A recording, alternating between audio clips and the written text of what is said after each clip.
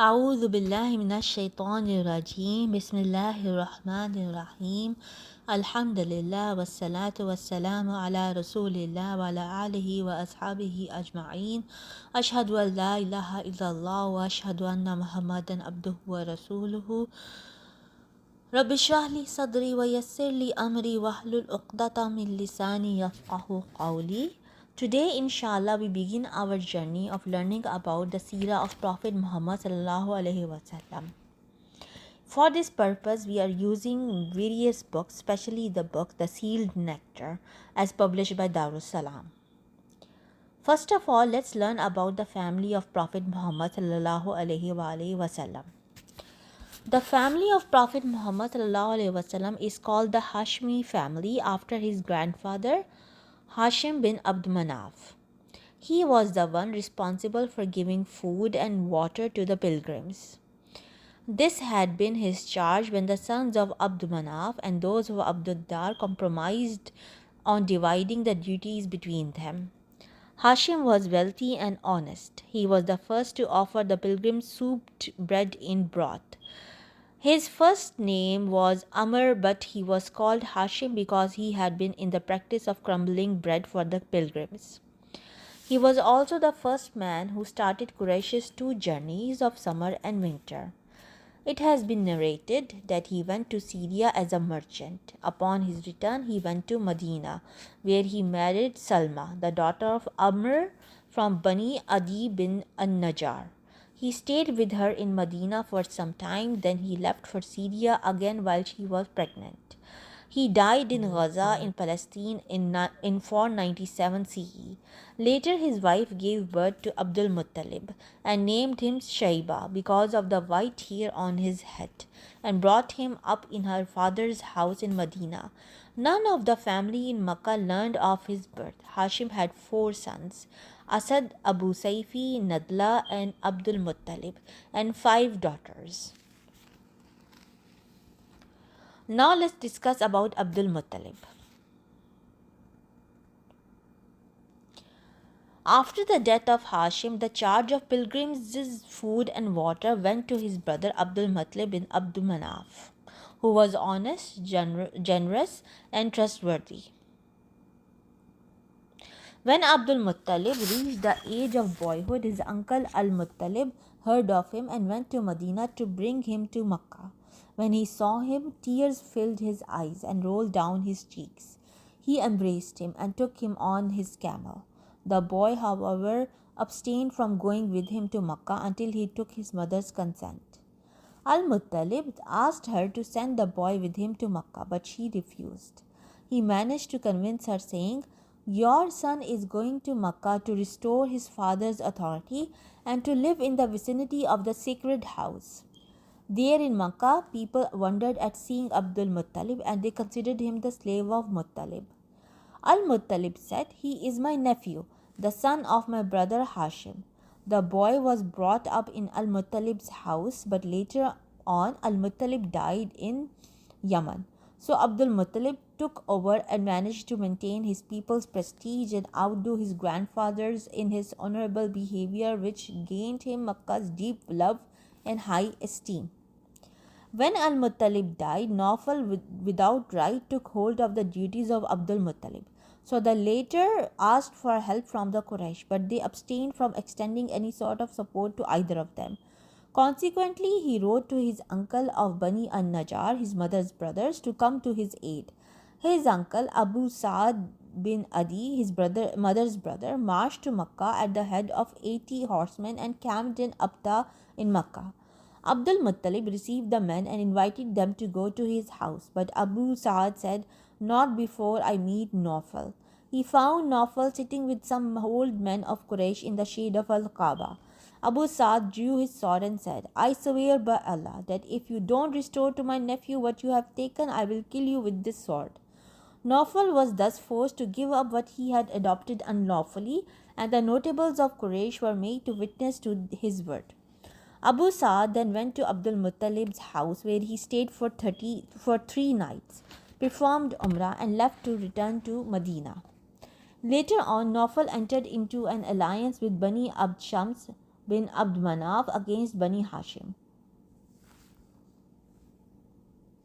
When Khuza'a, a tribe, saw Bani an-Najjar support to Abdul Muttalib, they said, "He is our son as he is yours. We have more reasons to support him than you." Abd Manaf's mother was one of them. They went into a Nadwa house and entered into an alliance with Bani Hashim against Bani Abd Shams and Nawfal. It was an alliance that was later to constitute the main reason for the conquest of Makkah. Abdul Muttalib did witness two important events in his lifetime, namely digging the Zamzam well and the elephant raid. In brief, Abdul Muttalib received an order in his dream to dig the Zamzam well in a particular place. He did that and found the things that the Jurham men buried there when they were forced to evacuate Makkah. He found the swords, armor, and the 2 deer of gold. The gate of Al-Kaaba was stamped from the gold swords and the 2 deer, and then the tradition of providing Zamzam water to pilgrims was established.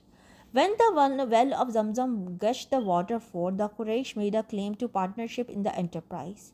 But Abdul Muttalib refused their demands on the grounds that Allah had singled only him out for this honorable job. To settle the dispute, they agreed to consult Bani Saad's diviner. On their way, Allah showed them his signs that confirmed Abdul Muttalib's privilege about the sacred spring. Only then did Abdul Muttalib make a solemn vow to sacrifice one of their adult children to Al-Kaaba if he had 10. The second event was that of Abraha, the Abyssinian viceroy in Yemen. He had seen that the Arabs made their pilgrimage to Al-Kaaba, so he built a large church in Sana'a in order to attract the Arab pilgrims to it to the exclusion of Makkah. A man from the Kinana tribe understood his motive. Therefore, he entered the church under the cover of night, smearing excrement on its front wall. When Abraha learned of this, he became enraged and led a great army of 60,000 warriors to demolish Al-Kaaba. He chose the biggest elephant for himself. His army included between 9 to 13 elephants. He continued marching until he reached a place called Al-Magmas. There he mobilized his army and prepared his elephants to enter Makkah. When he reached the Muhasir valley between Muzdalifah and Mina, the elephant knelt down and refused to go forward. Whenever they directed it to the north, south, or east, the elephant moved quickly. But when directed towards Kaaba in the west, it knelt down. Meanwhile, Allah sent birds in flights upon them, throwing forcefully stones of baked clay upon them and made them like scattered chaff. These birds were very much like swallows and sparrows, each carrying 3 stones, 1 in its beak and 2 in its claws. The stones hit Abraha's men and cut their limbs and killed them. A large number of Abraha's soldiers were killed in this way, and the others fled at random and died everywhere. Abraha himself had an infection that required his fingertips to be cut off. When he reached Sana'a, he was in a miserable state and died soon after. The Qurayshis fled for their lives to the hillocks and mountain tops. When the enemy was routed, they returned home safely. The elephant incident took place in the month of Al-Muharram, 50 or 55 days before the birth of the Prophet Muhammad sallallahu alaihi wasallam, which corresponded to late February or early March. It was a gift from Allah to his Prophet Muhammad sallallahu alaihi wasallam and his family. It could actually be regarded as a divine auspicious sign of the light to come and accompany the advent of the Prophet sallallahu alaihi wasallam and his family. By contrast, Jerusalem had suffered the atrocities of Allah's enemies. Here we can call Bukhtanasar in BC 587 and the Romans in 70 CE. Al-Kaaba, by divine grace, never came under the hold of the Christians, the Muslims of that time, although Makkah was populated by polytheists. News of the elephant incident reached the most distant corners of the then civilized world. Abyssinia, Ethiopia, maintained strong ties with the Romans, while the Persians, on the other hand, were on the watch with respect to any strategic changes that were looming on the socio-political horizon, and soon came to occupy Yemen. Incidentally, the Roman and Persian empires stood for the powerful civilized world at that time.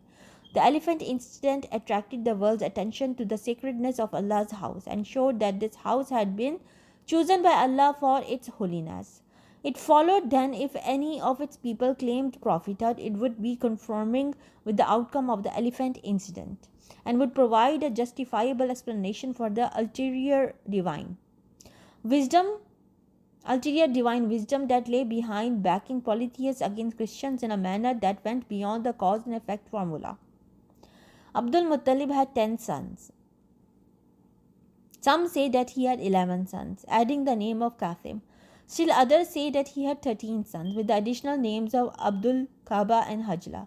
They added Abdul Kaaba is the same as Maqwam and the Hajla is the same as Al-Ghidaf, and that he did not have a son named Qasim. He also had 6 daughters.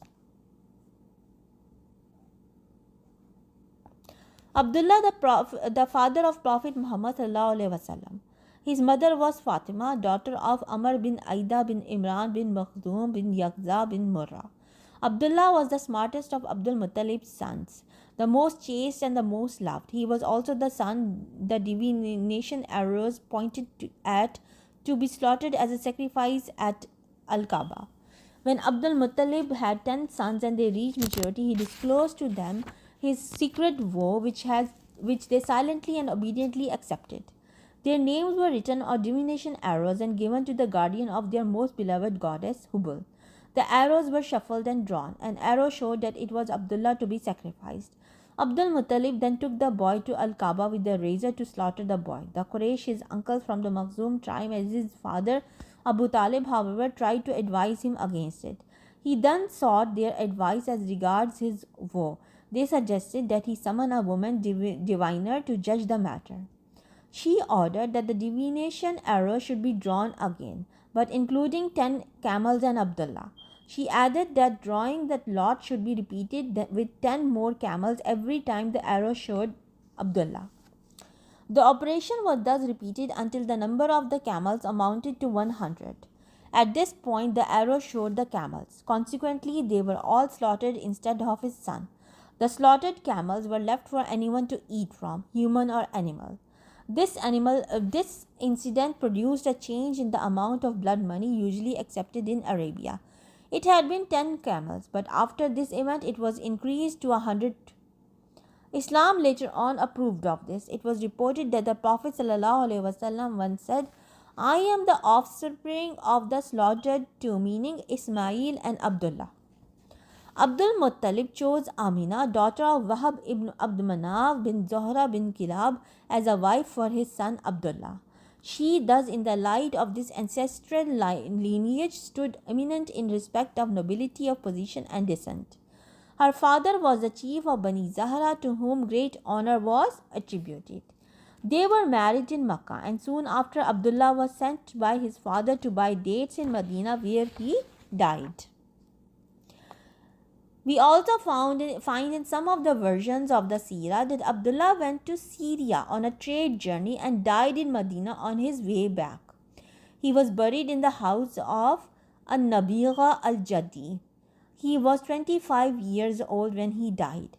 Most historians state that this death was 2 months before the birth of Prophet Muhammad sallallahu alaihi wasallam. Some others said that this death was 2 or more months after the Prophet's birth. When Amina was informed of her husband's death, she celebrated his memory in a most heart-touching eulogy. Abdullah left very little wealth, 5 camels, a small number of goats, a she-servant called Baraka, Ayman, who would later serve as the Prophet's nursemaid. So this was about the Prophet of Muhammad sallallahu alaihi wasallam, and we can see that how noble his ancestors were, and how keen they were about fulfilling their vows. First of all, when we make a vow, we should be careful. Think carefully about it and then make a vow. And if we have made a vow, we should fulfill it. Subhanakallahumma bihamdika ashhadu an la ilaha illa anta astaghfiruka wa atubu ilayk.